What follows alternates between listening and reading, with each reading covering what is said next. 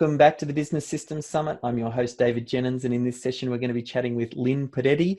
Lynn is the co-founder of Outsourcing Angel, who I'm very happy to say is one of our sponsors for the summit. And they're an offshore recruitment agency that specializes in VAs from the Philippines and then basically pairing them up with companies based in Australia, the US, Canada, Europe, lots of different places. Now, I've been a huge advocate of building virtual teams for many years now because it's all about finding the best quality team members you can at the best rate. Now, we've got team members all over the world, many of whom are based in the Philippines. But what I love most about what Outsourcing Angel is doing is it's all about, for them, building a great culture within the organization, which is often very overlooked when people think about offshoring. Sadly, some people see VAs as almost like commodities and low-cost labor that you basically give work to them that you just don't want to do. But the fact is, when you can build up a solid team of VAs and they become part of your team and you marry that together with good systems and processes, it can be an absolute game changer for businesses. Most businesses, they operate on that knife's edge when it comes to, financial controls and things like that. And getting great cost team members just gives you extra margin for error. It just makes everything work so much easier. And they really just become an extension. And that's what Outsourcing Angel does so well. And Lynn's going to actually share with us her system for recruiting VAs. And I think this is powerful when you consider that this effectively is her secret sauce. This is what they do at Outsourcing Angels, and she's going to peel back the curtain and show us how she finds these A-player virtual assistants. But before I get ahead of myself, I need to welcome Lynn to the call. So thank you, Lynn. Thank you so much for having me, Dave. Yeah, you really described it really well. I love that you saw the benefit in virtual stuff, and I know you've got long-term stuff yourself, and you've been able to enjoy that benefit. Yeah, that's the magic, is when someone works with you over a long period of time and then they just get you and they understand your systems and processes. So I know finding these people, for some people, can be a challenge, and some people get burnt when offshoring, and oftentimes it's just because they haven't approached it the right way. And I know you are a systems thinker, and you already shared some of the system processes before we started recording. So I know there's a lot to cover, but let's dive into how you find these A players, and more specifically, even just to start, what is the problem that you see this particular system solve? And then let's go through it step by step. Sure. So, like yourself and like many others, I also, only stumbled across outsourcing and offshoring and had no idea how to do it, but when it comes to, cost effective and, because, my backstory is that I built a website with an Australian company, but then they screwed me up and, they built it on a proprietary platform, and basically I threw away $3,000 or $4,000 and didn't even have a website. With less money, I was forced to try outsourcing. And the first platform that I ever tried, which I continue to use to this day, is Upwork. It used to be called Otis, right? And so, it was like, wow. So, as soon as you post a job, there's so many people apply for it. Literally like a minute, you're like wondering, did they even read my job post? So that is the scary part, in that, it does feel a bit daunting going. It's almost you're walking into this big forest and you don't know where to look. But so I made a lot of mistakes like everyone else, just don't know where to look, don't know, even my job brief wasn't right. And so the system that I'm trying to solve here, or I'm sharing here, is the right way to actually be able to find someone to work remotely for you. And, maybe it might be a ad hoc project base for you at first, but ideally, the ideal way that I like to work with virtual team now is more permanent, long term. Because as you know, whether you hire, even if you hire local people, right, you want that time for them to learn about you, and then eventually they know you inside out. Why wouldn't you want to keep them forever? Why would you want to give them away to other people? So that is, that's in short what the system's all about. Perfect. Well, let's dive in. What's the first step? So actually, what do you call this? This is the virtual team recruitment system. Is that? Yeah, I like that word. Yeah, virtual team. Yep. And what's the first step you go through when hiring? Okay, so it starts with a job brief, right? When I first started, I was like, build me a website for my business. Imagine a job brief like that. You know, you're going to find anybody, anything, and you know, people obviously just want to win a job and make money. And so it really starts with the right job brief. You don't know what you're shopping for, you're going to get whatever. So in terms of a job brief, you need to think about like, what tasks are you wanting to delegate? What tasks do you need help in your business? And then what skill set? You know, are there certain hard skills like let's say when it comes to technical stuff, you really want to know that they can work with certain platforms or have built certain software before. So the hard skills, but as well as the soft skills. So, you know, I would even write in like, want someone's, you know, reliable, hardworking, and it comes to even the time you want them to work. You know, I know sometimes you do ad hoc project based, then you can't really expect them to be on time on the, that's the thing. That's why I love about the long-term people too, because you're able to choose the time when they're always there with you. So yeah, letting them know what time you want them to work, and you know, must-haves and preferred, because sometimes you might be you have such high expectation that you're never going to find that person. You go, I want them to, because sometimes when people don't know what VAs or virtual team is, they think they're this thing that's going to solve everything in their business. And they're like, I want someone that can do my Facebook ads, build me a website, do a graphic. I want a superhuman. Yeah, I want everything. And it doesn't work that way. It's, you know, just apply to the same thing as you would apply looking for a local person. Think about what are the must-have skills that you need for this role, because you can still, you know, build it up later on with them. Assuming that you're looking for a lot, like, you know, permanent staff. Yeah, it's not like, you don't have to, you know, stick with the skill set they have at the beginning. You can always upskill them. And yeah, so there's a must-have and like a preferred skill that you would have. And that's what you need to look for in that job brief. So the job brief or the job description, this is just something that would fit on an A4 bit of paper, and you touch on many of these different points that we're talking about? So depending on what platform you're using, if Upwork is just one of the many platforms that you can use. I find that it has higher quality people, but then again, they're probably not all would want to work permanent full time. They might be just more project based. If you're really looking for Filipino staff, for example, there are so many websites like onlinejobs.ph and Pinoy something. There's so many sites. I don't actually do too much recruitment nowadays anymore. But you know, freelance, Elance. So really depending on those systems, they have their own format that you would want to upload. And I don't normally would have to upload a document. It's more of pasting it inside their form. And they would ask questions like what skills, what software, stuff like that. But yeah, it's good for you to know in advance. So when you fill it out, it's just all about filling it out. Perfect. And then we move to the next step, the second stage in the process. Yep. Okay, cool. So when you're using any of these software, you got to also know where to look for. Every software is going to be, every platform is a bit different. And let's talk about Upwork. You need to then look at, you know, the star ratings, because it's like an eBay for services. So you got to look at the star rating, you got to look at the reviews, and just checking whether they even put some effort in the cover story, etc. Now, the next part, my little secret that I have is that, you know, when you're looking through all these, you know, resumes online, everyone's going to write it differently, and some people don't put as much effort, or you're not actually getting to ask the questions that you really want to ask as part of the, you know, vetting of the VA, of the person. So we actually created our own form. From the beginning, many years ago, I created a form on Woofu, which I asked things that are important to me, especially things that I would even ask at an interview. So I'll have it all there so that you don't have to go through it at the interview. But what happens is, so questions like your marital status, why do I ask that? It's like, I like to know, are you married with kids? Are you, you know, what's your home life like, right? That's important.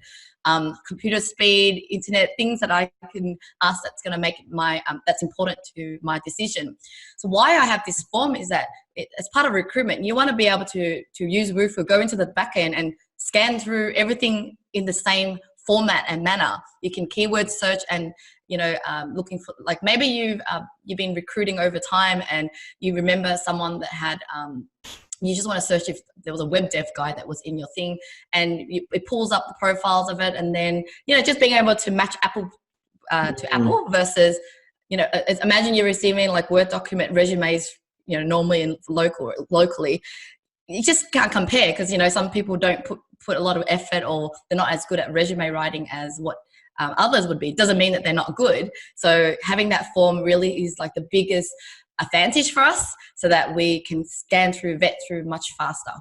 I love this step, and we do the same thing. Yeah. It's what's so great about it is, particularly if you're hiring someone, let's say for a long-term position, just the act of them filling it out or not filling it out is a great sort of way for you to vet, because it's, if it's a 15-minute questionnaire that they have to fill out, and if they're not even going to take the time to do that, then they're most definitely not the right fit for you. Yeah, I agree. Some people just more like, oh, read my resume, attach it, and didn't really fill anything out. And you can just see that kind of what kind of quality that person would be like.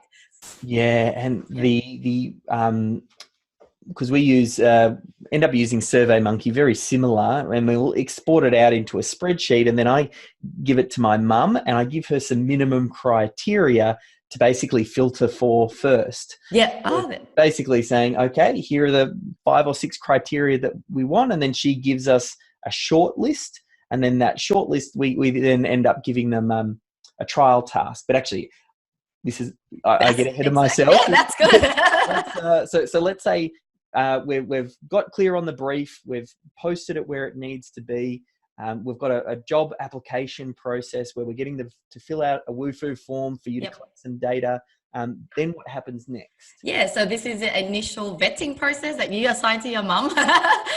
We have a team of VAs that we obviously give them the criteria of what we want, depending on the job type and if they're, because we ask things like if they're available part-time or project-based or whatever too. So, giving those just basic criteria for them to vet out for us.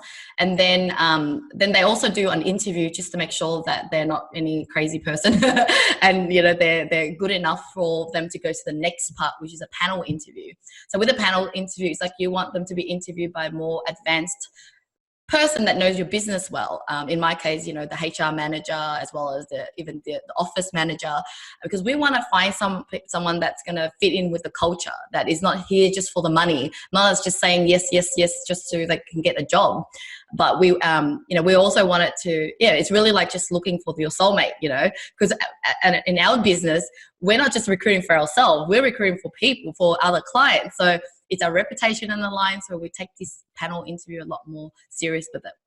Yeah. What I love about this is it's almost like, if you think about it, at each stage, it's a filtering process. They move down and you're getting smaller number of candidates, higher and higher quality. So are there any particular things through the interview process that you like to ask, or any questions that come to mind of, Yeah, I'll be sharing with you guys a downloadable onboarding document, which will also have all the interview questions. Oh. But yes, common things like you would interview a local person. Like, why do you want to work for my company? What have you enjoyed most in your previous jobs? I really feel like it's more about the personality, like really asking. It's not really just even the question, it's how they're answering the question that you really need to look out for. And, to be honest, at the beginning, I was a recruiter, right? Because I was the outsourcing expert. I know how to recruit. It really did. I doubted myself that I was able to systemize this. I was thinking, how the hell would I be able to actually pass this knowledge on to someone else to do the interview? Because I have this sixth sense about people, right? I know how to read people. I've got this feeling about people. But really, anything from what I've been able to do, I realize that everything can be systemized and delegated. So nowadays, obviously I don't do recruitment anymore. But you can learn to sort of, the more you interview people, the more you can see things, right? Beyond the questions and the answers that you're actually talking about. Yeah, and I think that's it's funny when you get started in business, you think. I had a big thing around because I used to have the digital agency. Yes, we all do. Actually, I had one too. All good entrepreneurs get started. Yeah. But it did feel like, I thought for some reason that I had this secret sauce, and I was the only one who could copyright to a certain level, or I knew the insights around, whether it was SEO or even making of the content. And then there's a point in business where you just start to let go once you hire good team members, and you go, maybe I wasn't that good. I even have one lady who's, she's almost, she's the yin to my yang. She's our CEO. She runs the digital agency now, and I don't get involved in the day-to-day anymore. And I realized how bad of a people manager I was. I actually used to think I was a good people manager until I saw what a good people manager was. Oh my God, I totally agree with you. Like, I thought I was the best at all these areas, or I enjoyed it, until you step away from it and you don't have to do it anymore. Is when you discover what you truly like as well. Because when you're a business owner, you have to wear so many hats that you thought you liked those hats, but you didn't really like it, or someone else does a better job than you. I think that's what I see, the real benefit from the combination of great offshore talent plus systems and processes. What it does is it gives the business owner space to step out of the day-to-day operations, and then with that space, they can then spot opportunities. They can start to work on areas that they have their unique ability, and they can strategically move the business forward, which is really where the business owner can add the most value. Yeah. And even if they can afford local people, I find that it works really well with local and offshore. Because, local people, you pay them a lot of money you want them to spend time on high value work and strategies. I have a marketing manager. I don't want her sitting there scheduling my post and, writing my post. I just want her to oversee things and come up with a strategy, so that our business can actually grow based on those important tasks that she does, versus doing, the menial stuff that you can get someone for $11 to do. That's right. And they can also love that job, and that's part of their skilling up. Like when you're just getting started out, that's part of the, learning process. So I definitely think when you get local and offshore talent as well, that mix, there's a little bit of a misconception when people talk about offshoring, that you're going to move all of the jobs offshore and you're not going to hire locally. But I actually found with half of our team offshore and half local, it's created more positions locally because we're able to perform better. And it means we're able to grow and have success, which equals more jobs, not the reverse of, well, everything's just going offshore. Yeah, and your local people all of a sudden become leaders and having that team support. They feel like not everything's on their shoulder. It's like they have support now. So, yeah. Okay, so I'm preaching to the converted. We're both passionate about this because we know it's such a win-win for everyone. Changer, it is. When we think about that process, so you go through some interviews, and you have a couple of different interviews. The initial screening interview, you've got the panel interview. What's some more of the process now when you're getting through to the point of making a decision? Yeah, so the other thing I wanted to add is, if you really wanted to, you should do a test task. So let's say even if you've got a content writer, you might want them to write one paragraph for you. If it's a web dev or something, then feel free to really test them before you hire them, rather than just basing it on the interview performance. In terms of the selection, or on our case, because we recruit for our clients, we don't just recruit them straight away. We obviously would have the clients, we propose it for the clients to pick the interview one or two VAs for them to choose from. So that's, in terms of the selection process, it's quite quick. When you're working online, you can hire really, really fast. As soon as you're happy with them, you send them an agreement, they sign it. And if you really wanted them to start tomorrow, they can. There's not much of a big hurdle that you need to jump through. So on our case, on behalf of the client, we get them to sign an agreement form to just really outline, what, confidentiality, work pay, all the usual stuff of work, of the work contracts. And then we also orient onto our company too. We also tell clients to also orient them onto their business. So in a sense, our VAs are coming on being, having to learn about the two businesses. But the orientation is very important. It's like, you don't just throw them in on Monday and go work for me. They just feel like, where am I going? You just throw them into a swimming pool. So it's good to just go through your company background. How does their job really fit into with the whole organization? what's the culture like? What are your core values that you want, that you live by? If you have company future goals that you want to share, so they can just feel motivated and inspired. And if your business has some sort of social impact, that's even better, right? So they can just see that, you know, they're not just working to make money for you, but like they'll be more of a part of a mission with you. And obviously your expectation, like everyone's got different expectations. You know, if you're the more of a micromanager, let's say, you might have higher standards of how much communication you want. Maybe you're the type that wants less communication. You need to tell them. They won't know that. You know, you might go, look, I don't want to hear from you all day. Just tell me whatever. I don't recommend that though. At the beginning, you need to be, you know, more communication than normal, than later. But yeah, just setting up those expectation. And on our case, you know, communication channels. So we use Slack. So obviously that's important to let them know straight away how they can communicate with us or their clients. And using Jibble is a little app that goes with Slack. Do you guys use Slack as well? No, we're still stuck, believe it or not.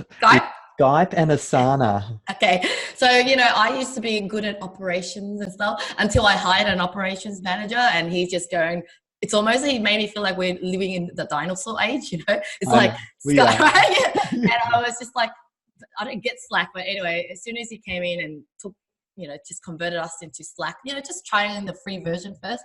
It was so, you know, we're already online savvy. So really that wasn't a good excuse to not go on. But I really recommend it in terms of, it's almost like everything in one's an organization of data and everything. And then all these cool apps. So Jibble is some sort of like app that goes with it that we can track the timesheet. So we want to make sure the VAs are productive and getting paid for what they're really working, you know. So we sort of police them on behalf of client, you know. We want to make sure that the clients are getting their money's worth, not just like, you know, paying full time and not getting their value. So we're like a little bit of a police checking for them on their behalf. But yeah, back to Slack. I mean, we have, we can install something called Karma Bot. So all these bots that are cool where that gives rewards. Like, so a VA could sort of call out another VA and say, thank you so much, Jenna, for doing great work. And here's 1 karma point, 2 karma point. And these point system accumulates, and then we reward the VA. So this system becomes this like fun workplace that we get to sort of hang out in. Gamified a little bit there. Gamified there, yeah. So the Slack app itself has all these things that you can plug in, right? Yeah, so as part of onboarding, you know, people want to know when are they going to get paid, what they, you know, that's really important. And I think, you know, the reason for my success in business and everything, it's really about paying people on time. You know, just because they're virtual doesn't mean that you can be any more, you know, promising them next week or whatever week, you know. It's like treating it like like anybody else working for you, and just pay them on time. Yeah. I find the onboarding is such an important process that it's very often overlooked, yet it sets the tone and almost like just sets you up for success with the team member, because you're setting expectations. We love embedding in things like, you know, our values and making it clear that this systems thinking is part of the way that we do things. And we always look for the system solution, and then we lead by example by showing that, as far as having a system of onboarding and giving them a chance to orientate themselves, and not just throwing them in the deep end, and it just increases the likelihood of their success, helps them to understand right up front that, you know, they're in the right place now, and that we're unique and different, because most businesses don't have this in place, and team members really value working for you when they realize, hang on, there's something unique and special here. Yeah, they want to be part of your mission, whatever it is you're solving, what problems you're solving in the world. If you could get them to understand that their work contributes to that, that's what keeps them motivated. You know, you don't want them to just be good at doing their tasks, because that won't be sustainable. Yeah, I think as part of that as well, I know, because you sent me all of the documentation and processes beforehand. You're one of those dream clients that all the documentation is done. Most of these sessions we're recording it and then we're creating the documentation from the recording. Not that the documentation. I'm glad I can help. Yeah. But yeah, as part of that as well, you've got like a bit of a process as well for an onboarding checklist. Like you're giving them all of this information, but then you start to plan out what they'll go through in those first few days. Can you tell us a bit about that? Yeah, so we've created a onboarding guide for clients because, not every client has an onboarding system and process. And we want, because, at the end of the day, it's not really about just finding the right match VA. Like, we want to make sure that they will work effectively together ongoing. So as part of the onboarding VA checklist, we've literally broke it down to every stages. Before the interview, what do you as a client need to be prepared for? And then even at the interview. So this is where I was saying all the questions that you should be asking. And of course you can ask your own other questions, but this is a guide. And then what to do before the VA starts. Then it's the training, like what training you need to do. Like, we're not going to, if you're hiring, obviously this is a system for you to do it yourself. So, overall you need to know, like, you need to also train them. You can't hire a VA and go, just do this for me. And when I say training, of course you're going to find someone that knows the skill set that you need, but it's how do you want them to do it, right? Because someone might know something, but they've worked for someone else in a different way before. So just training them the way you want it is important.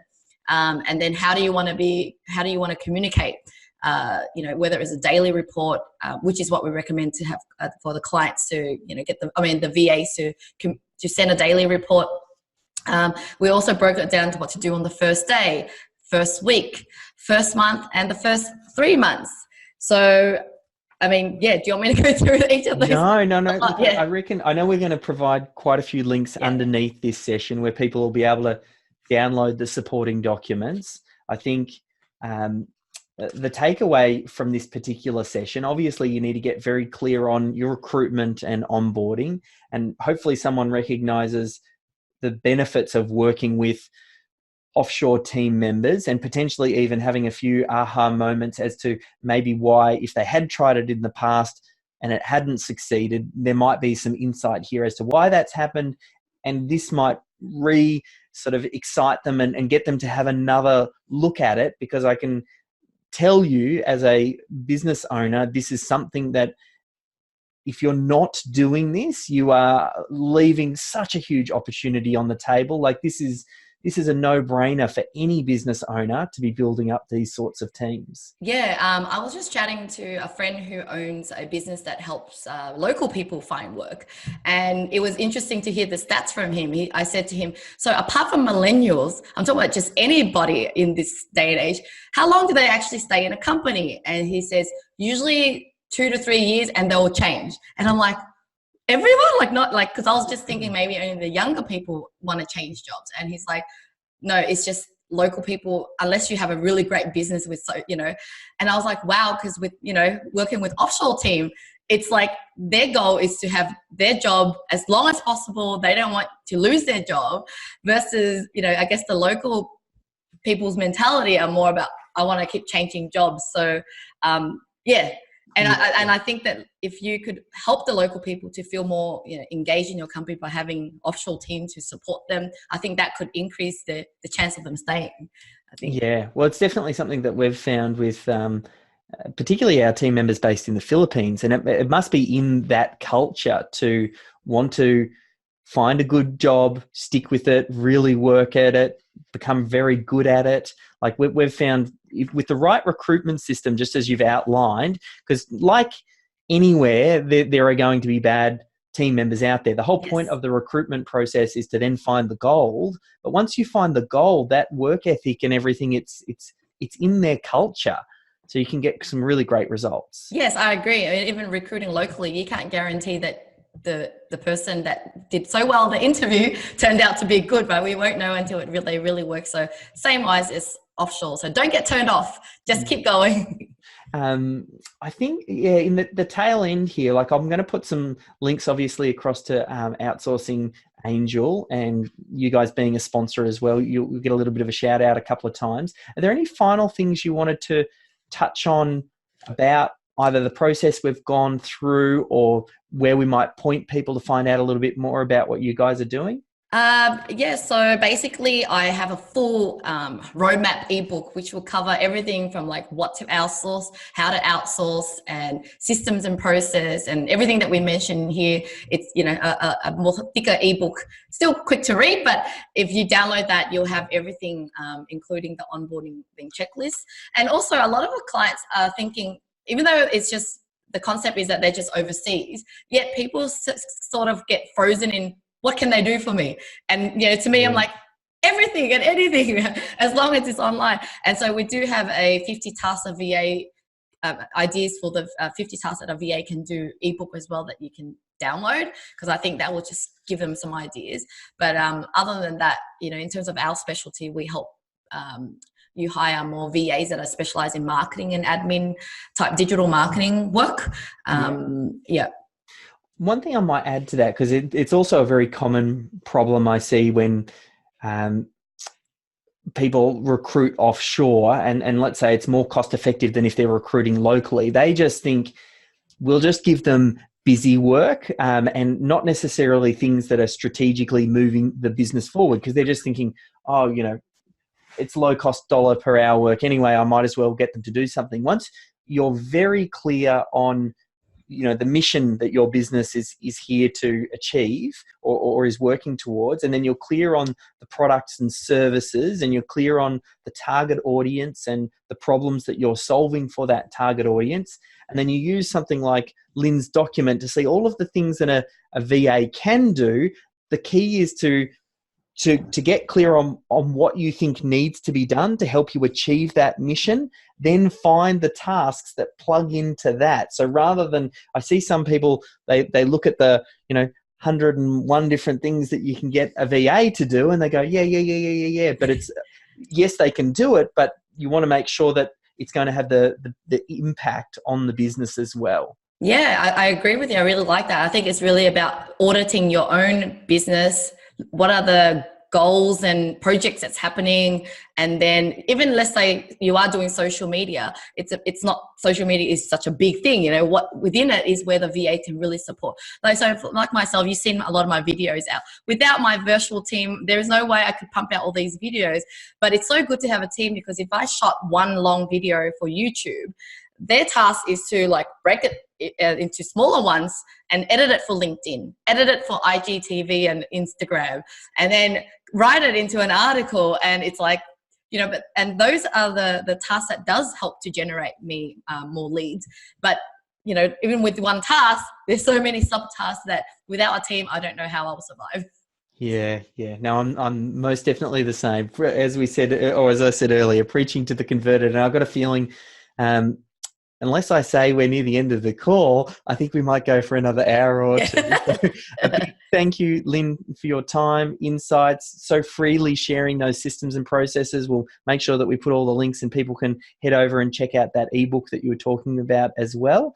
And you can obviously find out a lot more at Outsourcing Angel as well. That's the best place to send them. Yes. Outsourcingangel.com. We've got everything there for you. And yeah, in the profile, I guess we'll put all these lead magnets, links and things. Yeah. Perfect. All right. Cool. Thanks again for your time, Lynn. Thank you. All right. Bye.